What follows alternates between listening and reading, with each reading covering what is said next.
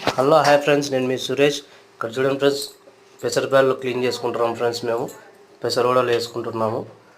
దానికి మిక్సీ జార్లో తీసుకొని గ్రైండ్ చేసుకోవాలి ఫ్రెండ్స్. పెసరబ్యాళ్ళు కడిగిన తర్వాత క్లీన్ చేసుకున్న తర్వాత ఒక మిక్సీ జార్లో మళ్ళీ ఉల్లిపాయలు, పచ్చిమిర్చి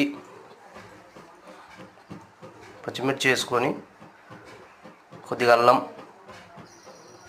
జీలకర్ర వేసుకొని మిక్సీలో గ్రైండ్ చేసుకున్న తర్వాత రెండు పిండి, పుదీనా, కొత్తిమీర అన్నీ వేసి మిక్స్ చేసుకోవాలి ఫ్రెండ్స్. పిండి బాగా కలుపుకోవాలి. రెండు సాల్ట్ వేసుకోవాలి. మీకు టేస్ట్ తగినంత సాల్ట్ వేసుకోవాలి. ఒక బౌల్లో నూనె వేడవుతుంది చూడండి ఫ్రెండ్స్. నూనె వేడైన తర్వాత